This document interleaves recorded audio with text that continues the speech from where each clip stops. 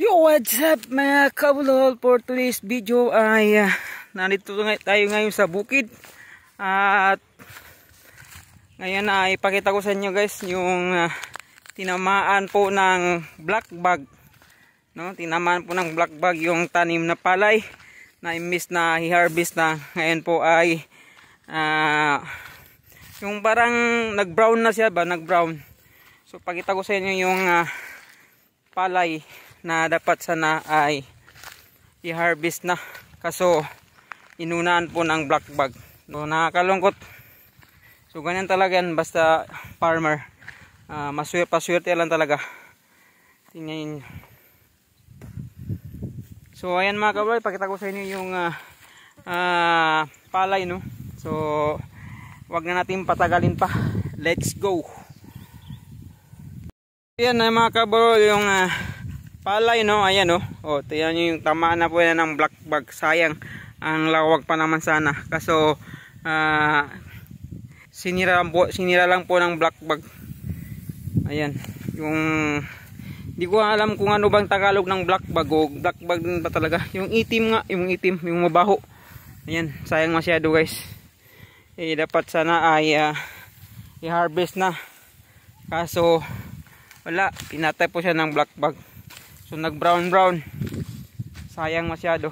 Ang lawak pa naman. Ayan, oh. Nag brown. Ayan, akala niyo guys yung mga ganito may laman. Wala naman siya laman. Ayan, oh.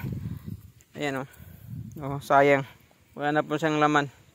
Kinain po yan ng black bag. So, malawak yan. Ayan. Yan po yung tanim ng tatay ko. Nakakalungkot. Yung pinaghirapan niya ay naabutan po siya ng black bag kasi sa tag-init, dahil sa tag-init naglabas po yung mga black bag. Sayang talaga. Pati nga yung mga puno ng lubi, hindi na po namunga. Ayan, so nandoon po si ama, doon ng tatay ko, nandoon. Meron pa kasi doon natira na parang nandoon po yung tatay ko. So hindi na tayo makapunta doon kasi malayo na yan. Ayan po. Yan, nakikita niyo yung parang, ayan, oh. Andyan, ang layo po yung tatay ko. So pinipilit niya yung kinukuha niya po yung natitira po ng kinain ng black bag ba nung tawag yun. So sayang masyado. So ganun talaga, basta ang farmer guys, paswerte lang talaga, no. Paswerte lang talagang ang farmer kasi nang dahil sa tag-init. Okay lang sana kung umulan kasi medyo makarecover pa, kaso sunod-sunod po yung init. Sa sobrang init, grabe. Pati yung mga yan ang hirap sa buhay farmer. Paswertean lang talaga, makamais man yan ng palay. Tapos naman ang problema naman sa palay is black bag pati ibon. Ang ibon nga, siya nga pala ang ibon ng ibon para sa palay, no. So ang problema naman sa mais ay daga naman yung kontra. Ayan, nabubulol na yung mga kabulol, nabubulol na ako. Kasi nasayangan ako sa pinaghirapan po ng tatay namin.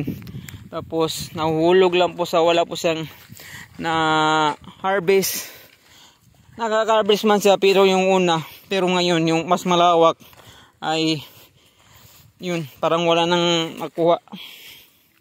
Sayang, kinain lang po ng black bag. So yun ay yun, sayang. Tingnan nyo, yun, oh. Yung palay, wala po lang laman yan, wala nang laman sa loob. Yan, wala na yung laman.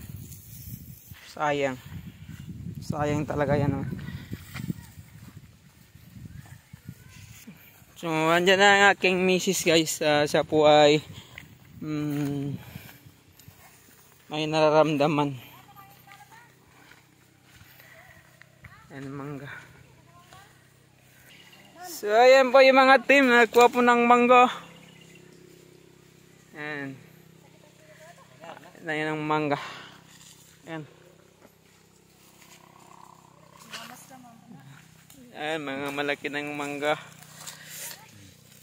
Ayan, mangga lang guys. Masa mangga, ini mangga ini? Tangi mangga.